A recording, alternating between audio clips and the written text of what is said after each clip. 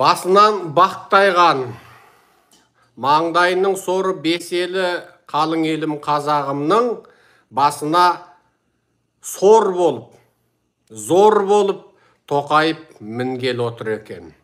Тоқайыптың жаңа мәлімдемесі бүкіл дүние жүзі халқының ашу ызасына тиіп отыр. Сәбеттен шыққан, әлі де орыстық, шовинистік көлемнен арыла алмаған бұрынғы Совет одақ кеңістігі, пост-советтік бұл кеңістікте демократияның салқын самалы ешқашан еспейтінін дүние жүзі тағы бір мәрте көрді. Тоқайыптың шешімі қазір әлемдік ақпараттағы ең сұмдық ақпарат болып отыр. Президенттік сайлауды аяқ астынан өткізеді екен. Бұл бір, Назарбаевтан не айырмасы. Ешкімді дайындыққа үлгіртпей, ешқандай саяси партияны тіркеуге үлгіртпей, жаңағы бәрін қапыда қалдырып, бармақ шайнатып, аяқ астынан сайлау өткізіп, сөйтіп Тоқайып Назарбаевтың ескі тактикасын қайтадан қолданып шыға келді. Бұл бірінші. Екінші, 5 жылдық президенттік жүйені аяқ астынан 7 жылға ауыстырады екен. Ол да Назарбаевтан қалған ескі тактика. Қалың елім, қазағым енді сорлағаныңның үстіне сорлай түсетін болып тұрсың. Бір апамнан сорақы демекші, атамның шоты шапқан сайын өрлейді демекші, диктаторлардың диктаторлығы мен қулығы, зұлымдығы бірінен бірі өтіп тұр. Аңқау қазағым тағы бір мәрте үлкен саяси ойынның батпағына батқалы тұр. Енді осыдан барып көзін ашпаса, осыдан барып қазақ оянбаса, Тоқайыптың диктаторлығында тағы 30 жыл сорлап отыратынын анық болып тұр. Енді қалың елім қазағымның үлкені бар, кішісі бар, ақылдысы бар.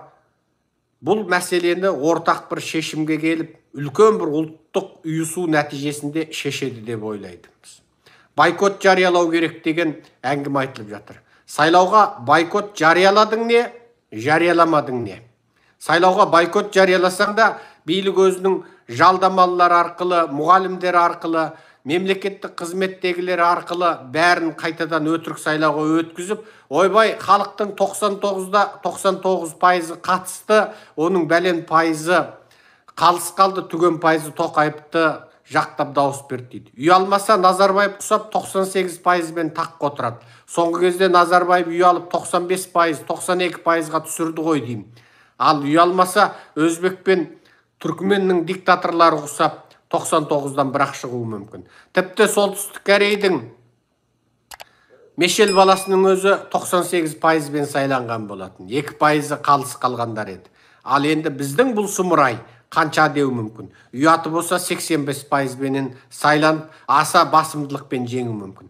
Мына Америка дейтін Американың өзінде президенттер 51% басымдылықты алса қуанады.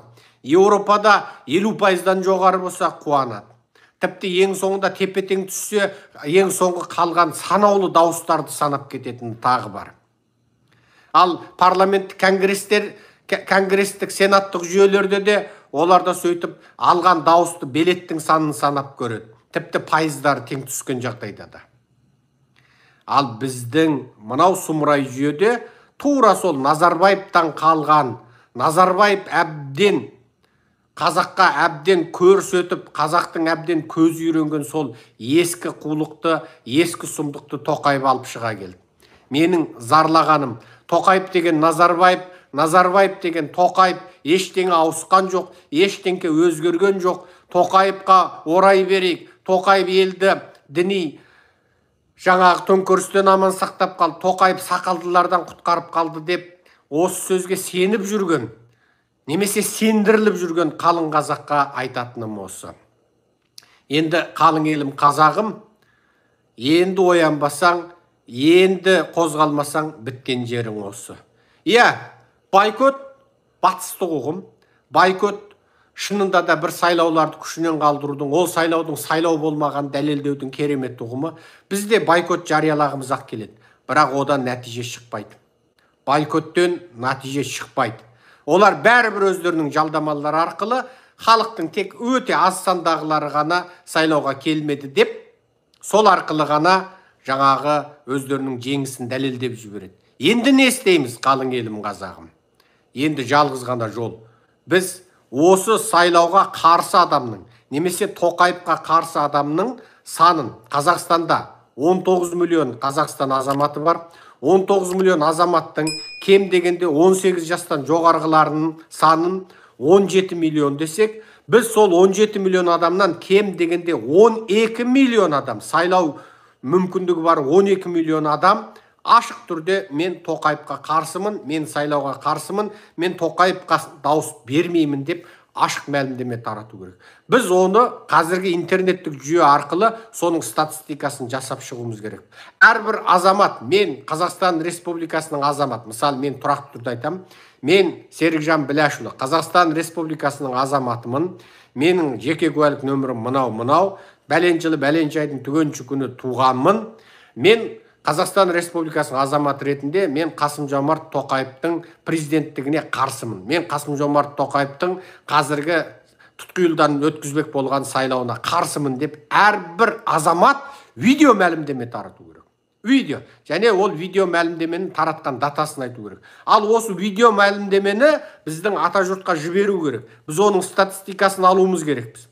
Сөйтіп Тоқаевтың алдағы болатын өтірік сайлауда мемлекеттік қызметкерлер, полицияны, армияны, мектеп оқушыларын мәжбүрлеп дауыс бергізіп, қолдан бәленбай халық дауысқа қатынасты, түгенбай халық сайлауда оның 99% дауыс берді деген өтірігін халықараға әшкерелеп тастау керек.